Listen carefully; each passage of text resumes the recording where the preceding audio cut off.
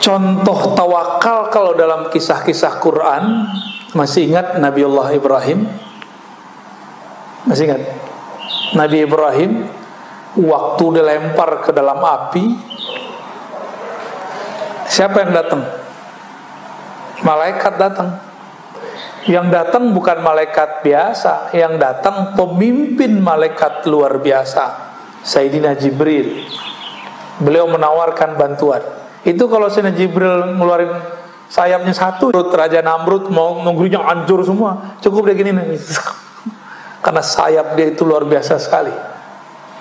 Tapi Sayyidina Ibrahim gak mau, karena itu melanggar kode etik nubuat. Jadi nabi-nabi itu walaupun doanya mustajab, dia gak boleh mengeluarkannya di dunia. Kata Rasulullah SAW, inni khaba'tu, aku menyembunyikan doa-doa mustajabku. Gak boleh sembarangan pakai. Untuk apa? Beliau sembunyikan untuk nanti, sekarang akhir zaman dan nanti di padang mahsyar.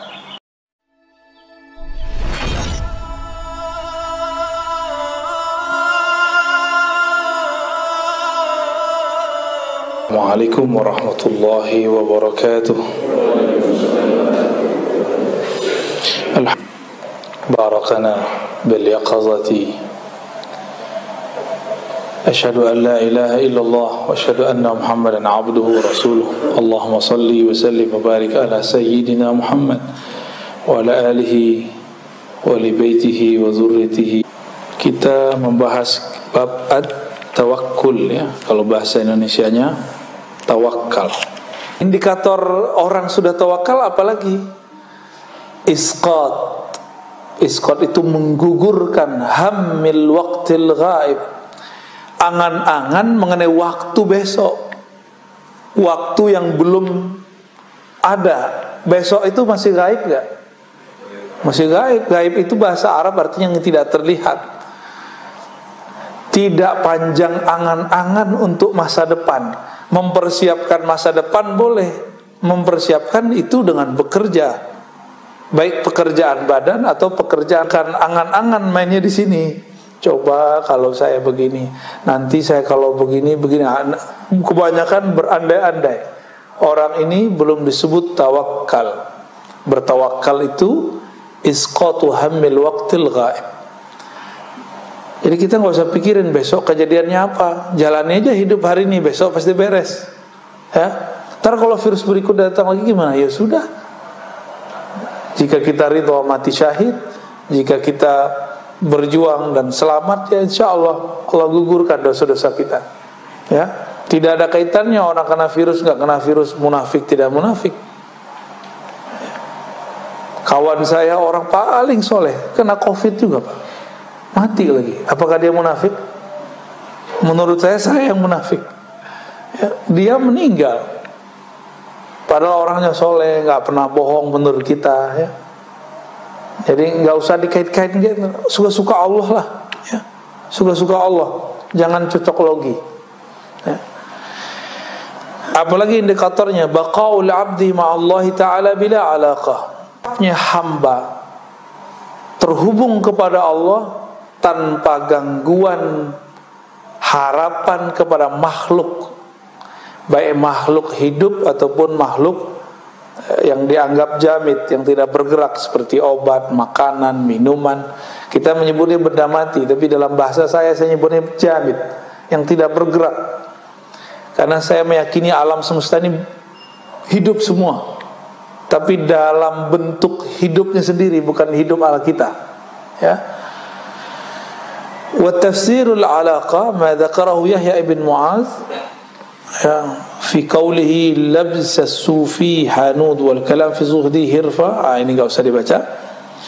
Indikator berikut at-tawakkul tamamul yaqin billah. Orang yang disebut tawakal itu orang yang yakinnya sempurna kepada Allah. Yakin enggak hari ini Allah jamin rezeki? Bukan berarti kita enggak mau kerja. Kebetulan memang hari libur, benar? Ya.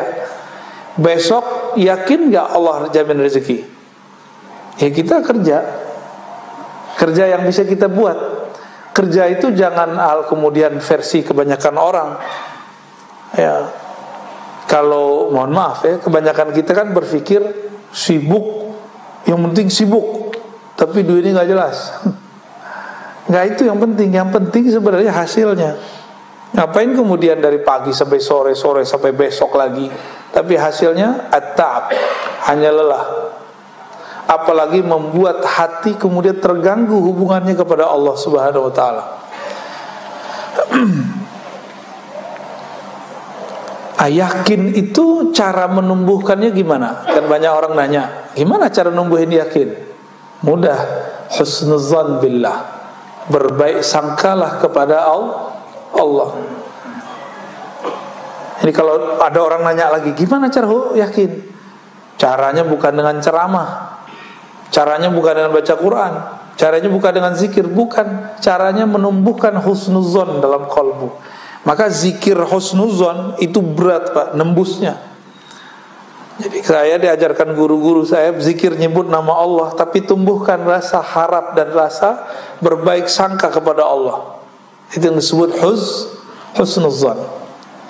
Jadi husnuzan itu enggak hanya ke makhluk, tapi juga kepada Khalik, ya.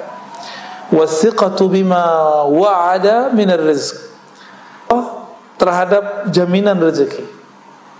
Waridha bima jara bihi qada'uh wa qadruh, fa idza tamma al-yaqin billah summiya tawakkulan. Lalu ridha terhadap ketentuannya. Bapak percaya kepada Allah, ibu percaya kepada Allah. Oke, udah ridha belum? Allah berkuasa enggak sekarang? Sebelum pandemi, saat pandemi, sekarang ini. Pandemi itu Allah yang buat gak? Yang ciptain gak? Allah juga yang ciptain. Semuanya Allah yang buat. Kita izin gak pandemi ini? Izin. Terus ridho gak? Ridho gak Pak? Ya, kayaknya susah ya. Karena kurang ridho, kuranglah yakin. Maka orang-orang yang yakin itu hidupnya penuh dengan keridhaan, kerelaan, lapang dadanya. Ya, fa idza tammal yaqin billah summiya tawakkulan. Kalau yakinnya sudah lengkap, pertama husnuzan, yang kedua percaya dengan janji jaminan Allah, yang ketiga ridha dengan ketentuan Allah. Udah tiga itu. Orang ini baru disebut bertawakal. Tawakkala yatawakkalu, menyerahkan urusan kepada Allah. Saya nih misalnya seorang direktur, misal saya nggak bisa datang, saya lagi mau umroh, saya serahkan kepada mungkin GM-nya, pakai surat misalnya, saya percayakan kepada dia. Kalau sudah dipercayakan, kita nggak ngerecokin lagi. Nah, ini nestapa anak-anak orang kaya, anak-anak pengusaha. Anaknya masih dianggap anak kecil padahal udah gede. Akhirnya ketika anaknya berusaha, direcokin terus sama bapaknya. Oh nggak begini diatur. Tapi dengan ala tahun waktu dia masih muda, padahal zaman sudah berubah.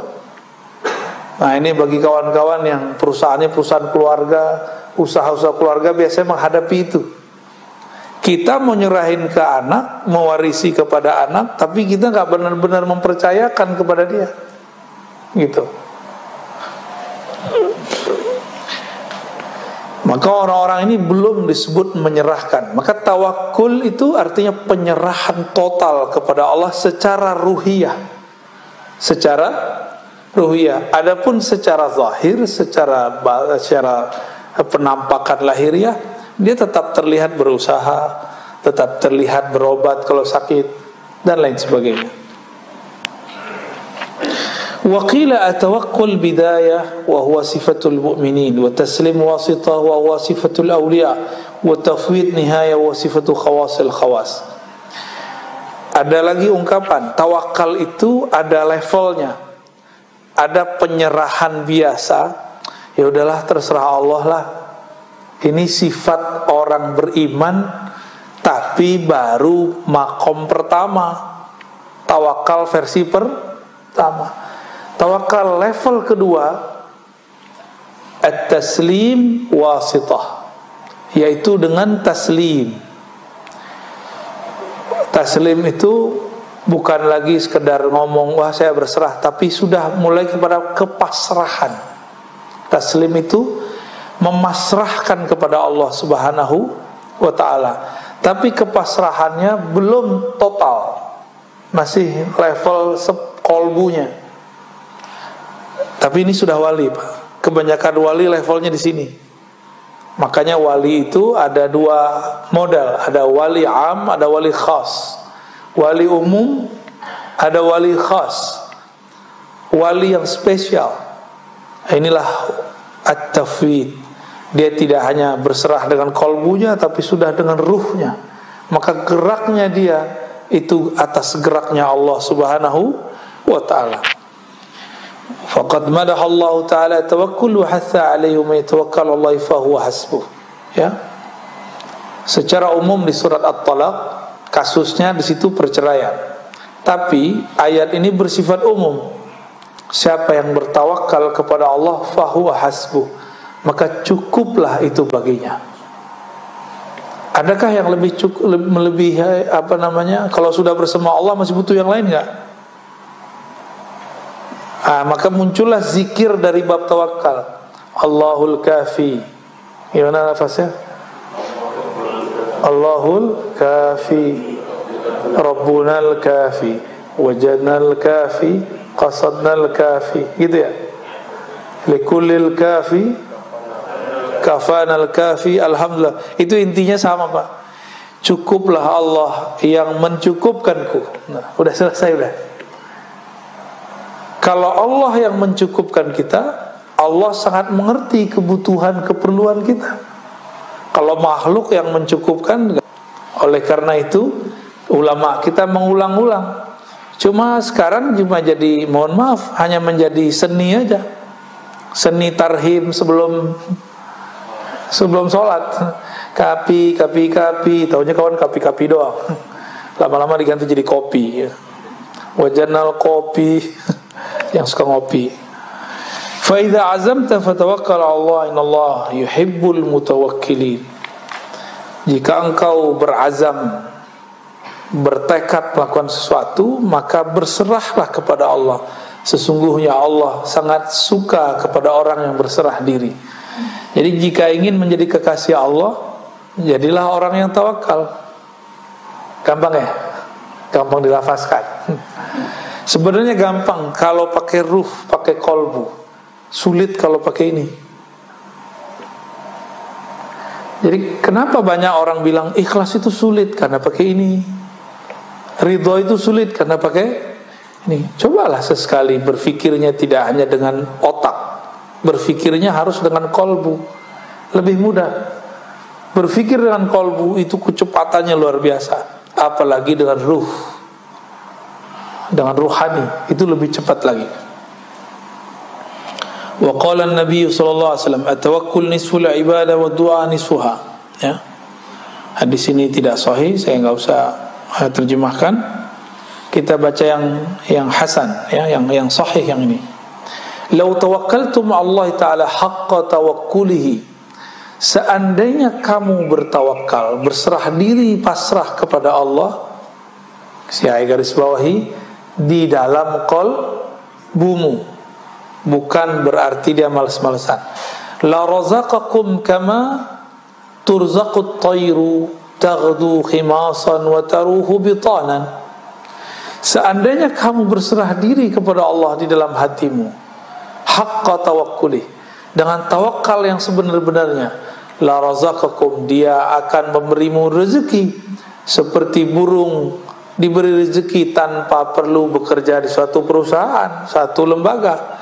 Berangkat perutnya kosong, khimasan, pulang perutnya kenyang. Itu burung mikirin gak besok pagi makan apa? Enggak, dia gak mikirin. Jadi kita ini tawakalnya kalah sama burung. Kita udah mikirin besok makan apa ya, besok makan apa ya. Ya itulah manusia ya. Wa qala Luqman li ibnihi, ya bunay inna dunya bahrun amik qad ghariqa fihi katsirun minan nas. Wahai ananda, kata Luqman, wahai anakku, dunia itu seperti lautan yang dalam, yang mana banyak manusia yang sudah tenggelam dalam dunia bekerja, benar, tenggelam dalam dunia rumah tangga, urus anak, khidmat kepada suami mencarikan nafkah. Itu yang disebut bahrun amik. Faltakun safinatuka fiha taqwallah, maka jadikanlah kapalmu, yaitu kendaraanmu, takwa kepada Allah. Wa syira'uha tawakkul Allah, lalu perjalanannya penuh dengan tawakal kepada Allah. La'allaka tanju wa ma azunnuka najian, semoga kamu sukses walaupun itu sulit, kata beliau, ya. Wa ma azunnuka najian. Wa alam anna tawakkul ala qismain. Nah, tadi kita sudah bagi tawakal tadi ada 3, kalau di sini dibagi menjadi 2. Ada tawakal orang awam. Awam ini umum, kebanyakan orang beriman ini. Tafidu amr rizqi ilallah, hanya berkaitan dengan penyerahan rezeki kepada Allah. Jadi orang awam itu kalau ngomong tawakal babnya rezeki mulu, duit mulu. Kita banget ya, bener. Kapan hidup ini gak mikirin duit? Baru naik makomnya dari makom awam ke makom khawas. Itu sama aja, mau ustadz gak ustadz sama. Serius. Jadi kalau si ustadznya gak belajar kerohanian, gak berlatih rohaninya, itu mahabbah fulusiyahnya tinggi sekali. Tahu mahabbah fulusiyah, Pak? Cinta duitnya, Masya Allah, ya. Ada yang naik dikit, cinta viral. Connect kan antum tuh.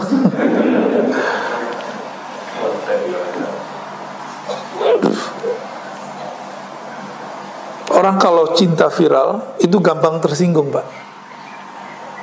Gampang tersinggung sama yang ngundang. Jadi misalnya nih pas datang, masjidnya kok kecil, apa ini? Pergi lagi dia, tersinggungan. Atau fotonya digandeng dengan orang lain, tersinggung lagi. Itu kalau orang mahabbah al-firaliyah. Bahasa Arabnya mahabbatus syuhrah, cinta viral. Dan itu penyakit yang muncul di kalangan ahli-ahli dakwah, karena dia belum membenamkan egonya sebelum berdakwah. Kita wajib membakar dulu ego kita benamin dulu sebelum kita berdakwah. Dakwahi dulu diri sendiri, baru dakwahi orang lain, ya, supaya nggak baperan. Banyak baperan, begitu banyak. Belum lagi dai yang merasa lapaknya diambil. Benar, Pak, serius. Jadi saya ketemu seorang ustadz, dikata-katain oleh ustadz senior. Si ustadz muda ini baru pulang dari luar negeri, dari pesantren. Majelisnya lumayan rame. Dimarahi oleh ustadz senior. Kata yang senior, ente sowan dulu sama aneh. Wah, enggak ya, bener. Izin dulu dong sama gua, ini wilayah gua nih, ya. Kayak preman aja ya, preman ustad. Mau buka-buka majelis aja, lapor dulu sama kita. Masya Allah. Itu bukan 1-2 tempat, Pak, banyak sekali. Tuh preman jadi ustad begitu, ya. Masih mending. Nah, ada lagi level lain. Bapak nih jurusan hukum fikih. Terus datanglah seseorang masih muda. Dia juga bisa berbicara hukum, tapi jurusannya bukan jurusan hukum. Ternyata dia cuma tamatan pesantren. Kata orang yang jurusan hukum ini, Kamu jangan ambil materi saya dong. Itu kan materi saya yang kuliahnya hukum, kamu kan bukan. Saya aja ngajar, kamu gak usah. Wah, itu udah banyak, Pak, ya. Jangan ambil dong bagian saya gitu. Nah, ini akibat tidak membenamkan egonya sebelum dakwah. Maka dalam kitab Ibnu Athaillah disebutkan udfun wujudaka fi ardil khumul. Benamkan dulu wujud sombong di ardil khumul, di tanah ketawaduan, gitu maksudnya. Khumul itu nggak kelihatan sama orang, mastur, sehingga nanti sama aja rasanya, mau terkenal nggak terkenal sama, mau viral nggak viral sama. Karena dia kemudian bukan menjadi hamba syuhrah, hamba kemasyhuran. Dia bukan jadi hamba yang juga pengen sembunyi-sembunyi, enggak. Bagi dia sembunyi tidak sembunyi sama. Allahnya sama kan? Allah Tuhannya orang yang sembunyi dengan orang yang enggak sembunyi sama enggak? Maka wali itu enggak mesti diam-diam. Wali itu ada yang terkenal, cuma enggak banyak. Karena banyak orang pengen terkenal jadi wali, dia bukan wali. Wali murid sih iya. Nah, ini catatan saya terhadap diri saya sendiri dan dunia dakwah.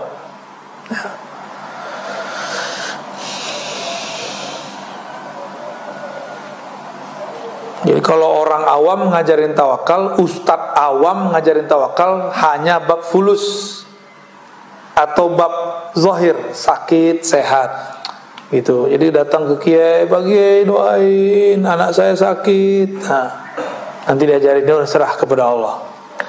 Jadi tawakalnya baru di level yang materi, yang zahir, yang tampak. Pak Kiai doain dong, saya masih jomblo. Kata si jomblo, ini jomblo ini ya,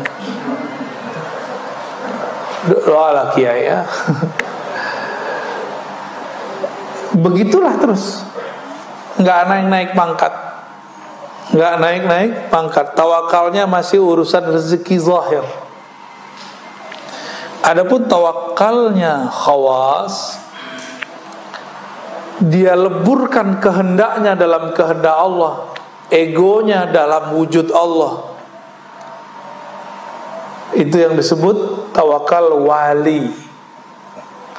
Tawakalnya wali-wali Allah. Maka wali Allah itu tidak ada wali Allah yang hakiki ya, yang doa ya Allah angkatlah pandemi, gak ada. Antum coba cari walinya, kalau dia ngerti ma'rifatullah, mengenal Allah, Allah memang sekarang lagi menginginkan ini kok. Memang Allah sedang menginginkannya, tinggal kita ridho atau tidak. Tapi urusan adab udah masuk ke bab adab ya. Tafwidul amri ila Allah fi kulli syai' hatta yabqa al-'abdu tahta ahkamil qada wal qadar. Si hamba lebur kudratnya, kekuatannya, iradahnya, kehendaknya dalam kudrah iradah Allah, dengan ilham dari Allah Subhanahu wa ta'ala. Orang ini enggak banyak wirid. Wirid itu untuk pemula. Tirakat itu bagi pemula, Pak. Kalau wali-wali Allah, dia sudah melewati masa-masa itu. Yang diperlukan bukan lagi wiridan zahir, tapi wiridan qalbu. Dan ini amal yang lebih mulia. Jadi taatnya zahir belum tentu membuat seseorang jadi wali Allah. Siapa tahu ria. Tapi kalau taatnya qalbu, pasti langsung kepada Allah Subhanahu wa ta'ala. Jadi saya berharap mulailah kita mengarah ke sana. Kitab ini saya bawa ke sini, ini kan untuk itu, Pak. Kitab-kitab begini bukan di pesantren aja, gak banyak yang ngaji ini. Ini hanya di majelis-majelis para masyayikh, para kiai-kiai ulama besar. Sekarang kita bawa ke majelis umum. Kenapa? Karena sekarang virus-virus kolbu itu banyak sekali. Kalau kita nggak bawa kitab ini keluar, kapan lagi nih umat bisa menikmati kitab-kitab seperti ini? Kalau nggak nanti ulama-ulama aja yang menikmati. Ya, alhamdulillah. Berarti bahasa saya nggak ketinggian gitu. Saya nggak mau bahasanya ketinggian. Atau memang Allah nggak izin saya berbicara? Ciri-ciri Allah tidak izinkan seseorang dai berbicara ketika kalamnya tidak dapat dipahami makhluk. Makanya saya tanya, bisa dipahami Pak? Ini jangan menghibur saya loh Pak. Ntar bikin antum senang gitu. Enggak, saya nggak mau begitu. Orang-orang yang wali khawas itu kesannya, nah di sini banyak orang tertipu secara kasat mata. Adimul harakati wal ikhtiyar, seakan-akan gak ada lagi gerak, tidak ada lagi pilihan. Tadi kita sudah sebutkan, dia hanya bergerak kalau diilhamkan Allah. Dia hanya memilih jika dipilihkan Allah. Inilah maqam Sayyidina Abu Bakar ketika ditanya, apa yang kau pilih? Apa yang kau mau wahai Abu Bakar? Apa jawaban beliau? Aku memilih untuk tidak memilih lagi. Allah lah yang memilihkan bagiku. Aku berkehendak agar kehendakku habis dalam kehendak Allah. Ya. Masih pantas nggak kita berkehendak sedangkan Allah mau sesuatu? Allah maunya pandemi, kita maunya pandemi diangkat, kan nggak sopan Pak. Ini bab kolbu ya. Tega banget Allah, bukan tega. Ini memang sunatullahnya sudah. Kan dunia ini memang tempat Pak. Kalau nggak virusnya pandemi, virus apa gitu? Pasti selalu ada.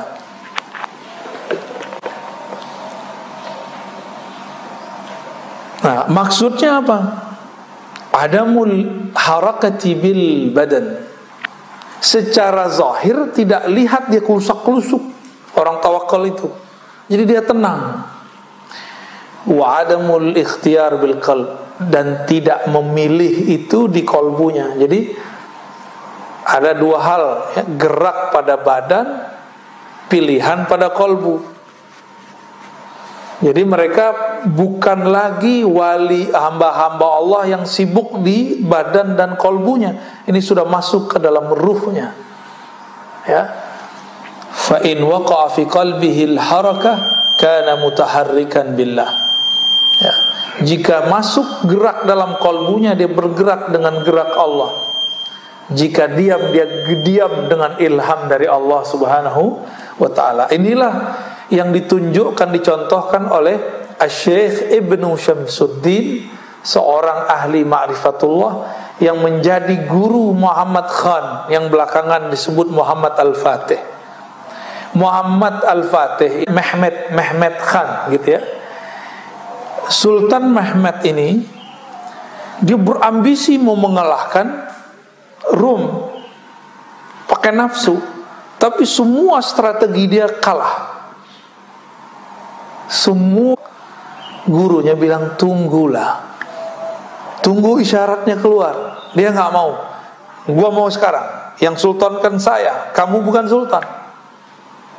Tapi karena beliau dapat isyarat, gurunya ini tetap bermunajat, mencari tempat di mana dia akan munajat. Dapat isyarat lah atau ilham dari Allah. Apa ilhamnya? Bahwa di sana, di suatu tempat di Istanbul itu ada satu makom, adalah makom sahabat Nabi, pewakaf masjid namanya Abu Ayyub Al-Ansari, yang sekarang disebut nama tempatnya Masjid Ayyubiyah. Masjid Ayyubiyah. Yang pernah ke sana paham kali maksud saya ya. Jadi Ibnu Syamsuddin, seorang mursyid, dia bilang tunggu, saya nunggu ilham. Bergerak, kita digerakkan Allah, bukan kita lagi yang bergerak dengan ego, tapi Allah lah yang menggerakkannya. Ya, sampai udah kalah berkali-kali, udah 5 kali strategi, lebih barangkali. Muhammad Khan Sultan di saat itu marah, dia carilah gurunya. Itu di kemah kecil.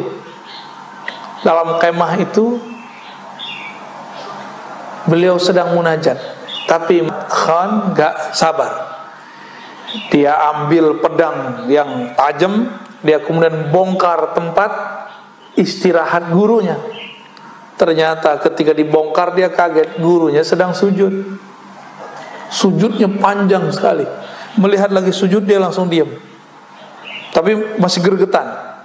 Guru gua kok sujud mulu kerjaannya. Kapan perangnya nih? Wah, kan banyak anak muda kan begitu ya. Pengajian mulu, kapan perangnya nih? Ini udah gatal mau jihad nih. Anak muda biasa. Emang dia kira jihad itu semudah itu? Jihad itu kalau nggak pakai ruh jadi jahat. Udah kedua aja Pak. Ya, mau jihad apa jahat? Kalau jihad dia harus dengan kemurnian rohani. Udah ada waktu sekitar 1 jam, baru naik kepalanya. Ternyata tempat sujudnya sudah basah. Baru turun isyaratnya. Beliau kemudian baca Assalamualaikum kiri kanan, kanan kiri. Ibn Syamsuddin mengatakan, wahai Ananda Sultan, detik ini berangkatlah. Insya Allah Allah membersamai perjuanganmu.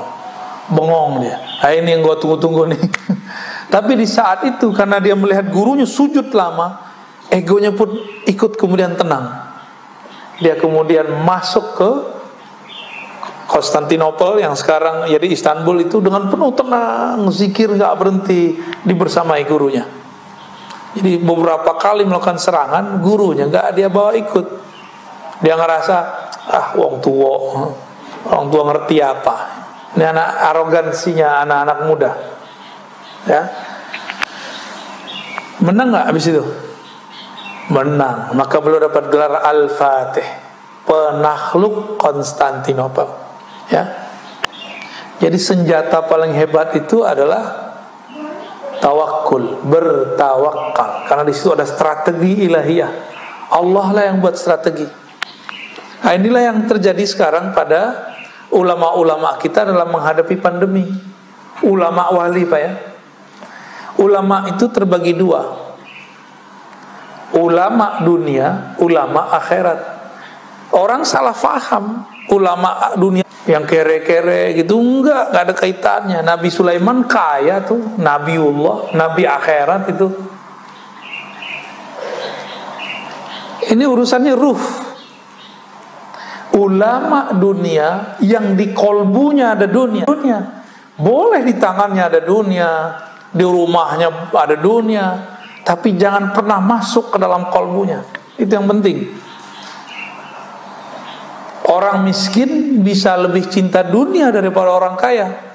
Coba aja cek. Bapak tadi ingatnya apa? Ingat Allah apa ingat mau makan sarapan pagi? Ingat sarapan pagi. Udah lapar, nggak ingat Allah. Sholat lagi. Kayak gitu mau masuk surga pakai sholat. Saya nggak yakin antum masuk surga pakai sholat ya. Sholatnya sembari membayangkan selain Allah.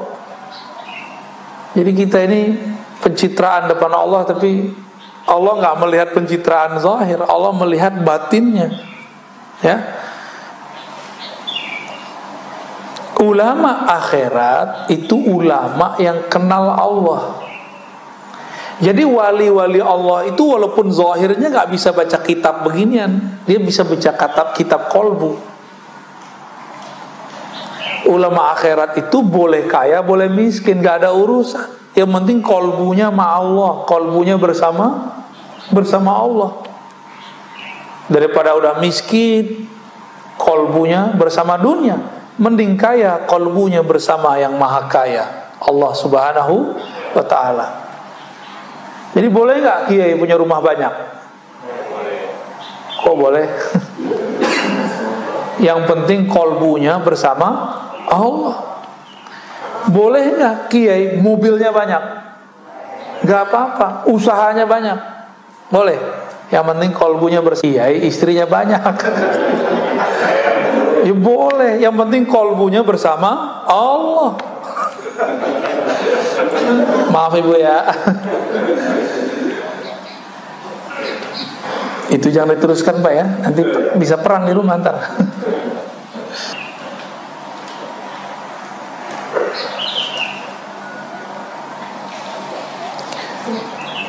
Contoh tawakal kalau dalam kisah-kisah Quran, masih ingat Nabiullah Ibrahim? Masih ingat? Nabi Ibrahim waktu dilempar ke dalam api, siapa yang datang? Malaikat datang. Yang datang bukan malaikat biasa, yang datang pemimpin malaikat luar biasa, Sayyidina Jibril. Beliau menawarkan bantuan. Itu kalau Sayyidina Jibril ngeluarin sayapnya satu, Raja Namrud mau negerinya hancur semua, cukup dia gini nih. Karena sayap dia itu luar biasa sekali. Tapi Sayyidina Ibrahim gak mau, karena itu melanggar kode etik nubuat.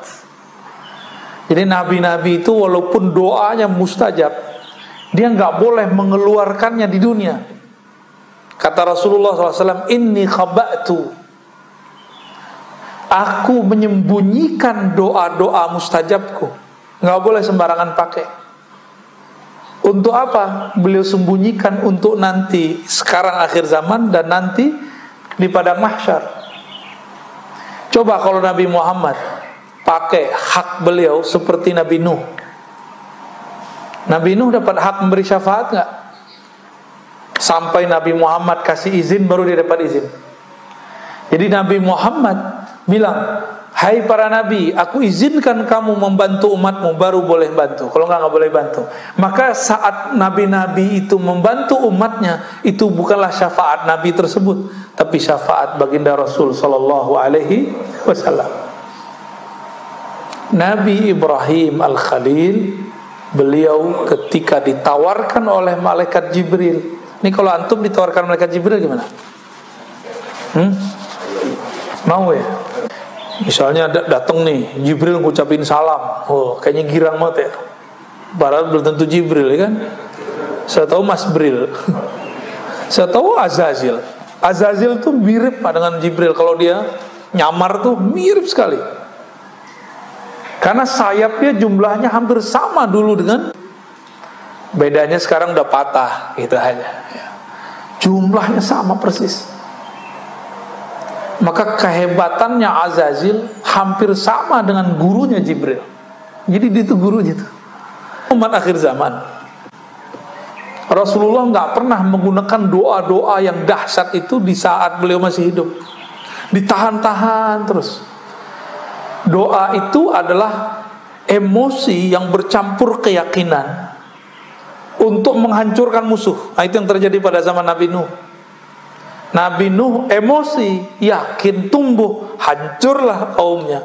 Ya Allah, jika engkau biarkan umatku hidup, mereka akan melahirkan orang-orang yang lebih rusak dari sekarang. Itu kata Nabi Nuh. Karena beliau bercampur keyakinannya dengan emosinya. Nabi Muhammad yakin emosinya terkendali. Umur cuma 63, tapi lebih dewasa dari Nabi Nuh yang 950 tahun. Maka yang paling berhak menjadi pewaris Rasulullah orang-orang yang mampu mengendalikan emosinya. Gimana? Kita masuk yang mana? Kayaknya saya aja nggak lolos Pak. Emosi ini bukan emosi biasa. Ini emosi kita. Kita punya kekuatan untuk menghancurkan dia, tapi kita nggak hancurkan. Nah itu dia. Pernah nggak punya kesempatan mau menghancurkan orang, tapi kita nggak lakukan? Ah, berarti antum dimensi rohaninya sudah mulai bagus. Itu cuma umat Nabi Muhammad yang bisa begitu. Umat terdahulu hampir semuanya nggak ada. Nabinya aja nggak ada yang sabar kok. Jadi sesabar-sabarnya Nabi terdahulu, itu jauh lebih sabar Nabi kita Muhammad sallallahu alaihi wasallam.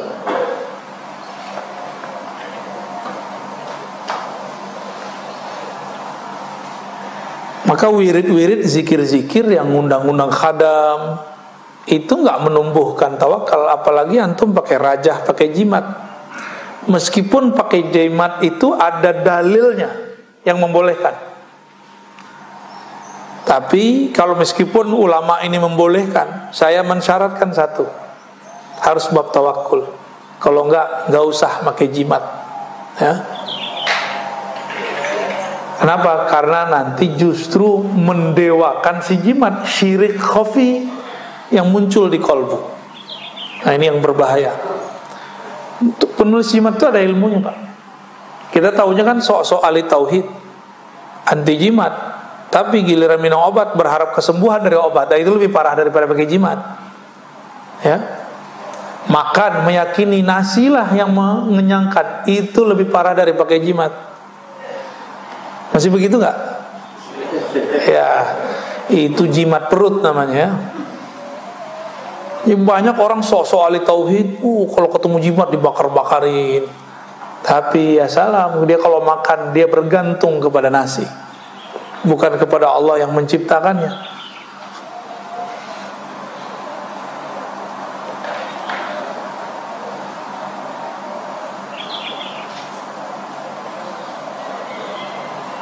Wah, udah jam 6, 10 Pak. Lanjut. Atau cukup?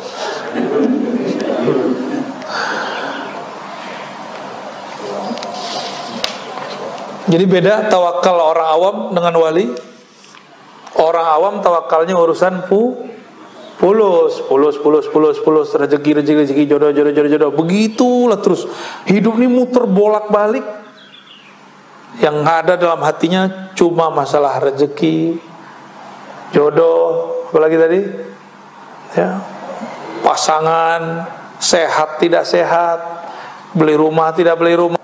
Jadi kalau cerita tawakal yang diceritain masalah keajaiban duit. Saya ini nggak punya kerjaan, terus sholat duha 12 rakaat, tiba-tiba siangnya ada yang nganterin duit. Itulah testimoninya terus. Ya, saya di dalam dompet cuma ada duit 20.000. Celengan lewat, saya kasih aja. Hati berkecamuk. Sorenya dapat duit 2 juta. Jadi testimoni tawakal orang awam itu selalu masalah duit. Mau naik pangkat nggak? Jangan lagi masalah itu. Tapi sudah masuk kepada meleburkan kehendak kita dalam kehendak Allah. Artinya kita nggak berkehendak kecuali emang Allah ridho gitu. Karena kita nggak semuanya wali Allah, putuskanlah semua urusan dengan sholat. Jadi sholat 2 rakaat, minta izin ya Allah. Apakah ini kecenderungan Pak? Orang ini sudah mulai masuk gerbang tawakal. Itu maksud Nabi, idza hamma ahadukum, kalau kamu punya hajat, punya kehendak, maka baguskan wudu'mu, falyusolli rakaatain, sholat 2 rakaat, lalu doa minta jodoh itu, atau doa minta suatu masalah diselesaikan. Itu orang sudah masuk gerbang tawakal awal. Dia mengatakan, ya Allah, jika kerjaan ini baik maka mudahkan, jika tidak tolong jauhkan. Kalau itu gampang Pak. Yang paling susah itu ini, masalah jodohnya dia udah senang duluan, terus ngomong ya Allah jika dia baik percepat ya Allah. Nah, kalau itu gampang tuh. Jika dia kurang baik, nah itu kayaknya susah membacanya.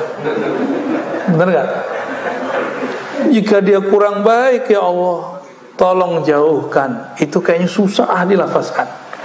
Padahal kalau antum sanggup melafazkannya dari kolbu, itu sudah masuk ke gerbang tawakal pertama. Ya, jadi kita ini senang sama orang bukan lagi dengan nafsu, tapi sudah dengan ruhani. Nah, itu yang kemudian menjadi PR kita bersama ya.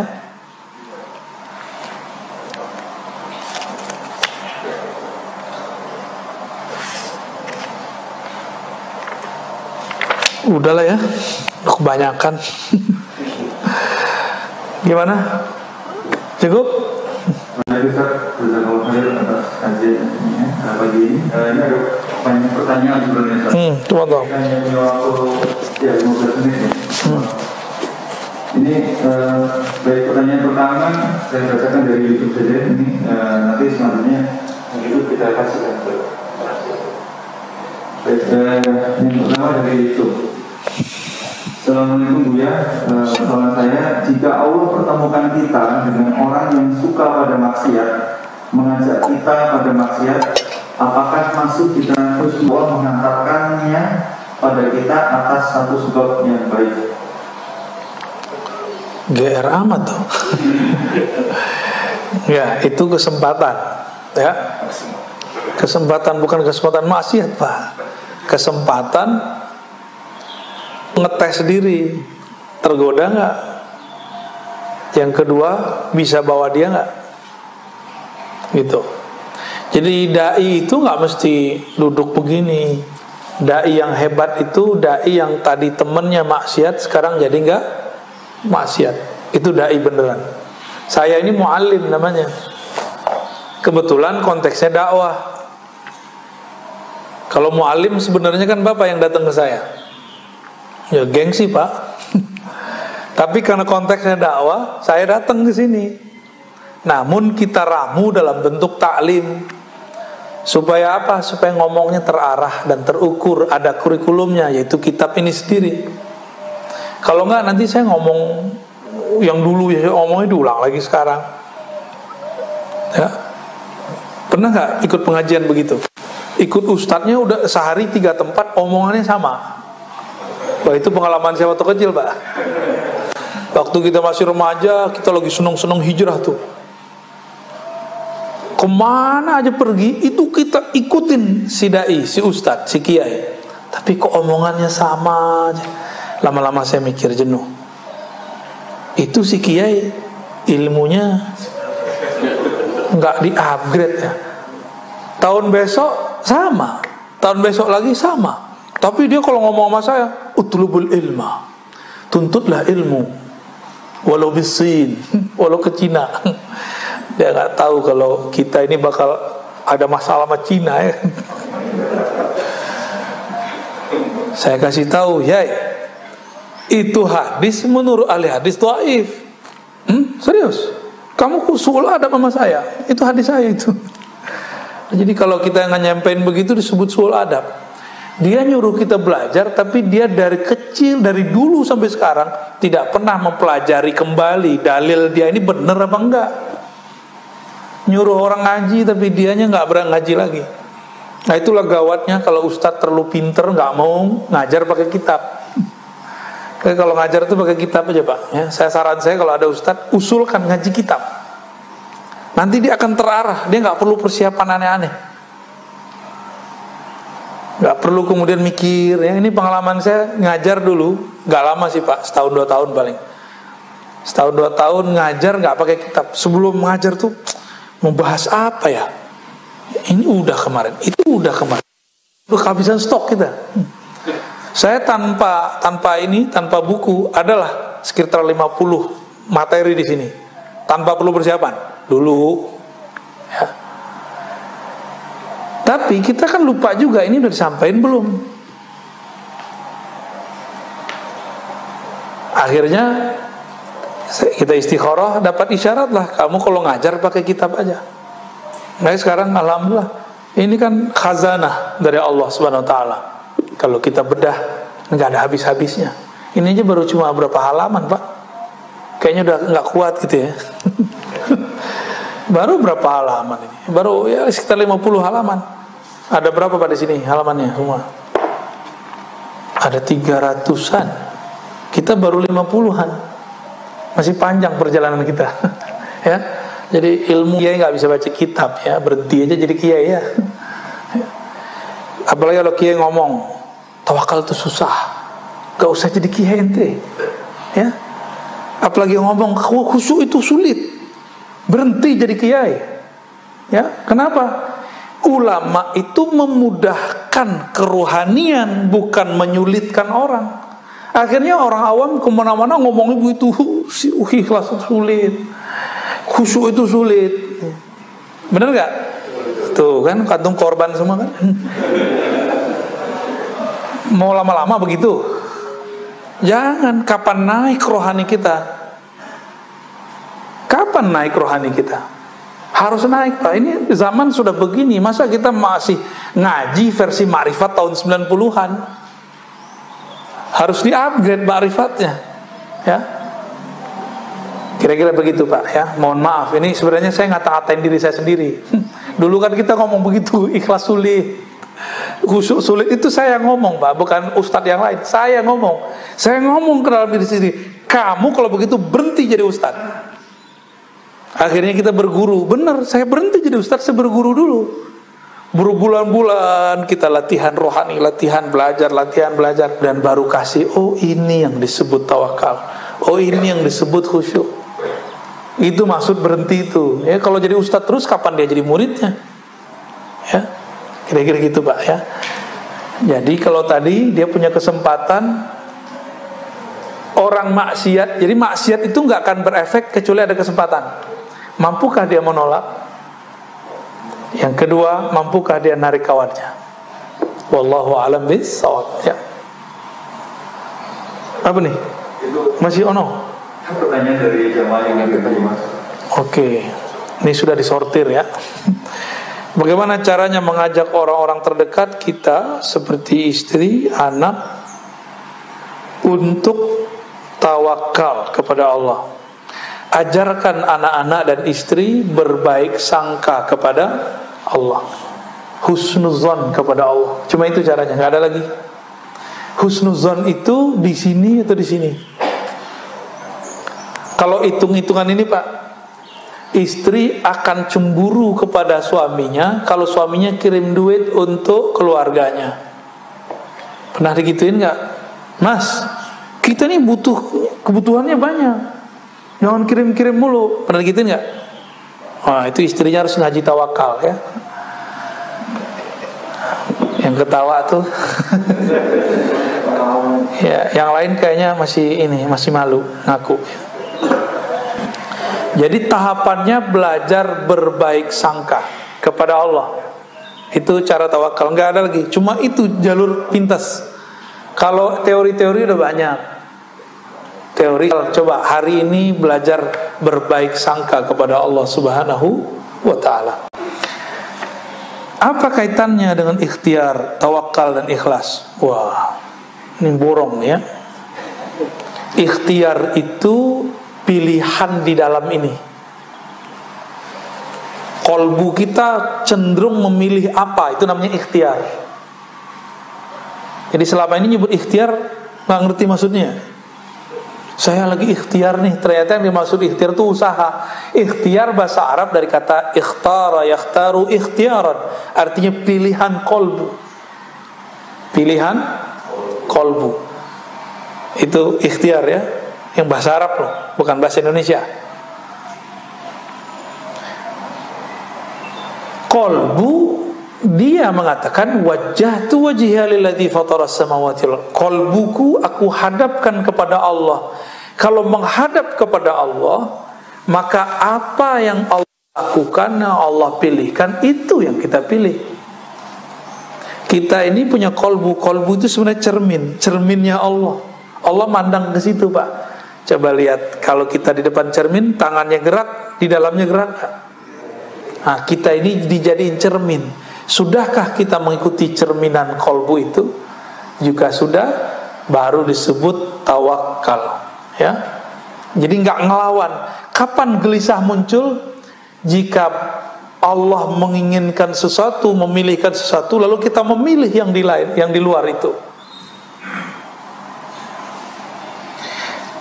Itu hubungan ikhtiar dan tawakal. Ikhlas, kalau ikhlas bab lainnya nanti ada pembahasan khusus di sini. Insya Allah. Kenapa nggak diterusin mahabbah, khusyuk gitu ya sekalian? Bagaimana caranya zikir agar masuk ke dalam kolbu? Ya harus punya mursyid, punya guru. Orang mau baca tulisan aja ada guru TK, guru SD. Kita ini kurang adil ke dalam diri. Giliran untuk membaca yang tertulis pakai guru, untuk membaca zikir yang di dalam kolbu nggak mau berguru, nggak adil. Ini ketidakadilan manusia. Ya, saya bisa sendiri, baca kitab sendiri, baca buku sendiri, gitu. Banyak yang ngomong begitu sama kita. Ya sudah, jalani aja sendiri. Akhirnya udah belajar baca kitab macam-macam. Ini banyak kiai padahal kolbunya kering karena tidak pernah belajar zikir kepada ahli kolbu.